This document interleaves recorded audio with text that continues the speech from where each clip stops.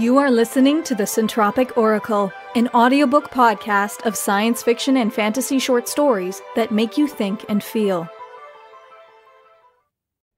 Fancy and Fish Hearts by Addison Smith. The first night you stay, I weave a fish to remember. I sew bone through flesh, white and flaked, and think of you lying in bed. The tiny smile as I sneaked away to do my work. I curve rib and spine, and the meat takes shape beneath shaking hands. From my cabinet, I choose the thinnest of bones, flexible and sharp. Bones for shaping our love and for protecting our hearts. Pliable enough to change as pressure is applied, because there is always pressure. I name the fish Robert because you'll find it amusing, and cover it in scales of iridescence. The fish watches as I work, unconcerned with the life I've given it, that you have given me. It gapes with its small mouth of cartilage and stares with golden eyes. I lower it into its aquarium home and return to bed, where you smile and ask where I've been, and we hold each other late into the morning. We feed Robert together, not with store-bought flakes or dried shrimp, but with the natural growth of affection. You write letters when we're apart, because texting is too impersonal. You shy away as I read them, too embarrassed to watch. I linger on the words and feel the heat from your face. In the letters you write your dreams. A tiny house with a garden, a cat named Biscuit. I ask where we will fit Robert in a tiny house, and you assure me there will always be room for Robert, because he is beautiful and family, and his scales glow brighter every day. I smile and read the letter again. You hide your face.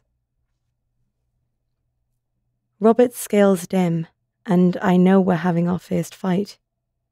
We haven't spoken the words yet, but the feelings are there. Malnourishing feelings that strike the heart, no matter the bones to protect it. You're home from school, and the air is filled with talk of your studies. The fevered passion in your words makes me smile. All the while I wonder what has gone wrong. I imagine you in the arms of another woman, someone you bond with over your shared major, study with, share drinks after long days.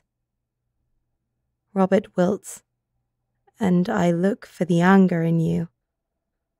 You keep it hidden, festering somewhere in the back of your mind. When you hold me, I feel its coolness and lay awake with my thoughts. The coolness enters your eyes, but you still wear the warmth of your smile. You ask what's wrong with Robert, who has taken to hiding in his ceramic castle. He is thin, and his glow is gone. I tell you he is sick, but he will get better. I don't tell you it's your fault, that he is sick because of your secrets. You tell me you have exciting news, that you are going on a trip. A scholarship will pay your way to Greece to study architecture and history. I ask what I will do when you are gone, and why you are so excited to get away from me. Your eyes fill with hurt and betrayal, and then with nothing. When you move out, I ask what went wrong. I ask what I did and why this had to happen. You smile, but it's small and sad, and say you don't know. That you hope it changes someday, and we have a second chance. For all that I hope, I know it can't happen. Robert is gone, body still within his castle, scales turn grey and opaque. You drive away, and I watch you go. Guilt turns to emptiness, just as love turned to suspicion, eating Robert's heart from within. I scream and cry and fall broken to the couch. Robert's aquarium is empty. It's been days, and I've cleaned it, remove the coloured rock and sand. I carry it to a back closet and stand in the doorway, staring at shelf upon shelf of tiny aquariums. I place it in one of the few empty spots and lock the door. I retrieve my bones from my desk, a fishmaker in mourning, willing to create anything to ease the pain of your loss. I weave bones strong as iron, encapsulating a tiny heart that has known too much pain. I sew protection into it, making it an impenetrable cage that will never let another in, that I will never have to watch wilt or dull or die the way I watched Robert, so closely, too closely. I set the bones on my desk and look at what I've created. A fish hard and sharp, with poison spines piercing all who come too close. Like the poison of my suspicion, the fear that drove us apart. I throw away my collection of bones and scales and tiny hearts. I give up on making life, no matter its purpose, because I can't watch it as it dulls, or handle its eventual death.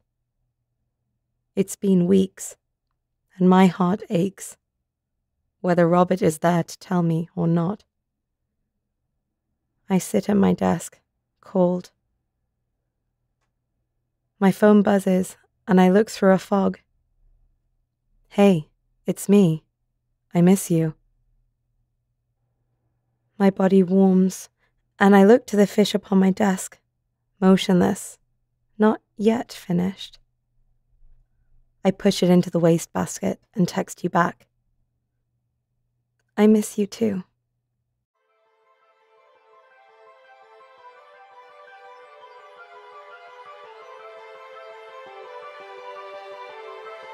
We hope you enjoyed Fancy and Fish Hearts by Addison Smith, read by Jill Raymond.